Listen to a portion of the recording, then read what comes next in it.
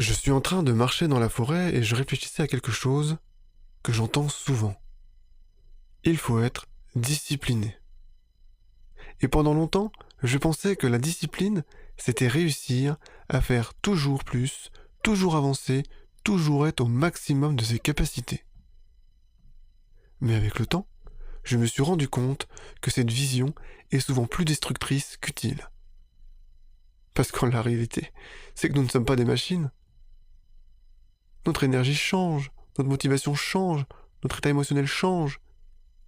Il y a des jours où on se sent capable de tout accomplir, on avance facilement, on est inspiré, concentré, efficace. Et puis il y a des jours où chaque chose demande plus d'efforts. Le problème, c'est qu'on a tendance à juger ces journées-là, à penser qu'on est moins performant, moins sérieux, moins discipliné.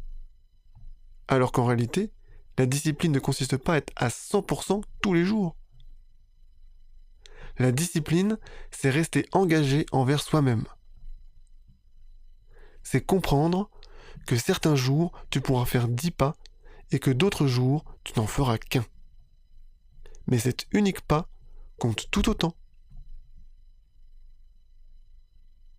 Parce que ce qui nous éloigne de nos objectifs, ce n'est pas de ralentir, c'est d'abandonner. Parce qu'on pense que ce que l'on fait n'est pas suffisant. Je crois même que la véritable force se trouve là, dans notre capacité à continuer quand même si ce n'est pas parfait. Faire ce que l'on peut avec l'énergie que l'on a, sans culpabiliser, sans se comparer, sans chercher à compenser. Quand je regarde la nature autour de moi, je me rappelle que tout grandit à son rythme. Rien ne force, rien ne se presse, et pourtant, tout évolue. Alors aujourd'hui, si tu traverses une période où tu avances moins vite, ne remets pas tout en question.